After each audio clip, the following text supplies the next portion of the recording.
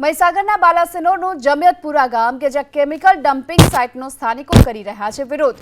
નાગરિકોનો આરોપ છે કે કેમિકલ ડમ્પિંગ સાઇટના કારણે બોર, કુવા, તળાવના પાણી કેમિકલ યુક્ત અને લાલ થઈ રહ્યા છે।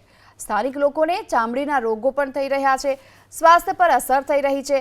પશુઓ પણ આ પાણી પીતા પશુઓનું દૂધ પણ ઓછું થઈ ગયું। ઉપરથી ખેતીની જમીનમાં પણ કેમિકલ આવી જવાને કારણે પાક પર અસર થઈ રહી છે। અગાઉ સ્થાનિકોની રજૂઆતના કારણે તત્કાલીન પ્રાંત અધિકારીએ ડમ્પિંગ સાઇટને બંધ કરાવી હતી, પરંતુ થોડા સમય બાદ ફરી એક વખત શરૂ થઈ ગઈ।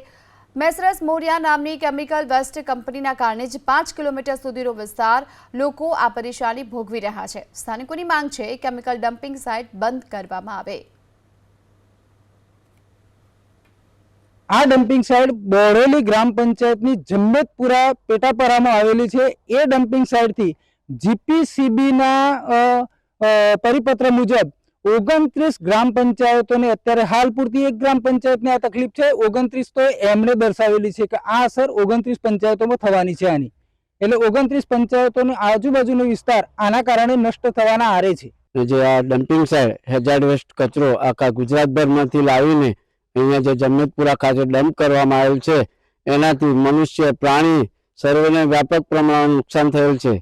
છતાં સરકાર કે આ જીપીસીબીના કોઈ અધિકારીઓ એની પર નજર હેઠળ કોઈ કામ કરતા નથી। અને બાલાસિનોરમાં જે હાલ જે કમળાના રોગો દરરોજના 300-400 કેસ આવે એ બી આ ડમ્પિંગ સાઇટના કારણે જ ઉદ્ભવેલા છે। આ કૂવાની અંદર લાલ પાણી થઈ ગયું છે અને આની દુર્ગંધ 5 થી 6 કિલોમીટર જાય છે। અમારે ખેતરોની અંદર કામ કરવામાં બહુ તકલીફ પડે છે।